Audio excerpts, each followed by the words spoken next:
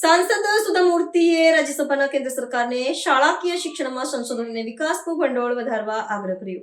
રાજ્યસભામાં પ્રશ્નકાળ દરમિયાન સાંસદ સુધા મૂર્તિએ કેન્દ્ર સરકારને શાળાકીય શિક્ષણના ક્ષેત્રમાં સંશોધન અને વિકાસ માટેના ભંડોળમાં નોંધપાત્ર વધારો કરવા માટે આગ્રહ કર્યો હતો. તેમણે દેશના ભવિષ્ય માટે શિક્ષણના પાયાના સ્તરને મજબૂત બનાવવાની આવશ્યકતા પર ભાર મૂક્યો હતો અને આ મુદ્દા પર સદનનું ધ્યાન દોર્યું હતું. સુધા મૂર્તિએ જણાવ્યું હતું કે ગુણવત્તાયુક્ત શિક્ષણ સુનિશ્ચિત કરવા માટે માત્ર ઇમારતો બનાવવા પૂરતી નથી, પરંતુ અભ્યાસક્રમમાં સુધારો, નવીન શિક્ષણ પદ્ધતિઓ અને શિક્ષકોના પ્રશિક્ષણ માટે વ્યાપક સંશોધન જરૂરી છે.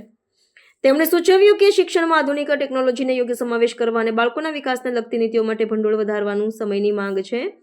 સાંસદ સુધા મૂર્તિનું શિક્ષણ ક્ષેત્રે સંશોધનને પ્રોત્સાહન આપવા માટેનું આહવાન દેશમાં શિક્ષણની ગુણવત્તા સુધારવા માટે એક મહત્વપૂર્ણ પગલું છે.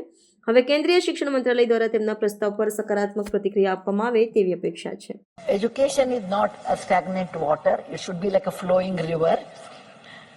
People always mistake that schools, primary school or high school level, you don't require R&D. You require only in higher education.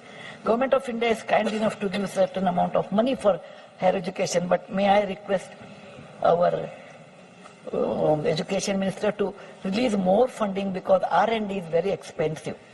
If we don't do R&D, then it's very difficult to progress.